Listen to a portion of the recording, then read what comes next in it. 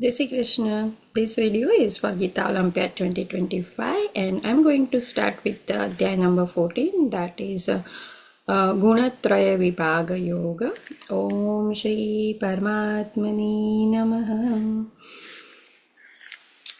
Shri Bhagavan Uvacha Param Bhuyah Pravakshami Janan Janamutapmama Yajjatva Munayas Sarve Param Siddhimito Gataha. એનો અનુવાદ એવી રીતે છે કે આ અધ્યાયમાં પ્રકૃતિના 3 ગુણો વિશે ભગવાન જણાવે છે. ભગવાન પૂર્ણ પુરુષોત્તમ પરમેશ્વર બોલ્યા, હવે હું તને સર્વ જ્ઞાનોમાં સર્વશ્રેષ્ઠ જ્ઞાન કે જેને જાણીને બધા મુનિજનો પરમ સિદ્ધિ પામ્યા તે વિશે ફરીથી કહીશ.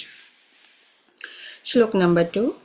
ઇદં જ્ઞાનમુપાશ્રિત્ય મમ સાધર્યમગ્માગતા સર્ગેપી નોપજાયન્તે પ્રલયે ન વ્યથન્તિ ચ.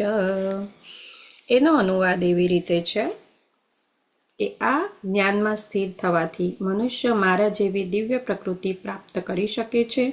આ પ્રમાણે સ્થિત થવાથી તે સર્જન સમયે જન્મ લેતો નથી કે પ્રલયકાળે વ્યથિત થતો નથી. પૂર્ણ દિવ્ય જ્ઞાન પ્રાપ્ત કરી લીધા પછી મનુષ્ય જન્મ મરણના ચક્રમાંથી મુક્ત થઈને પૂર્ણ પુરુષોત્તમ પરમેશ્વર સાથે ગુણાત્મક એકતા પામે છે.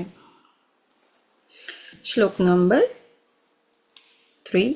મમ યોનિર્મહદ્બ્રહ્મ તસ્મિન ગર્ભં દધામ્યહં સંભવ સર્વભૂતાનાં તતો ભવતિ ભારત.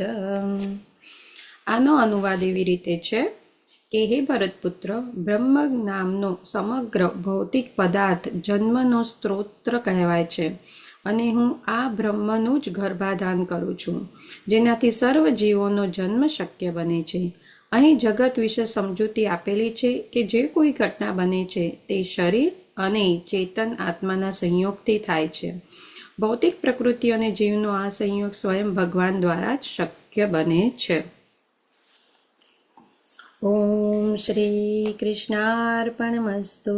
હરે નમઃ હરે નમઃ હરે નમઃ. જય શ્રી કૃષ્ણ.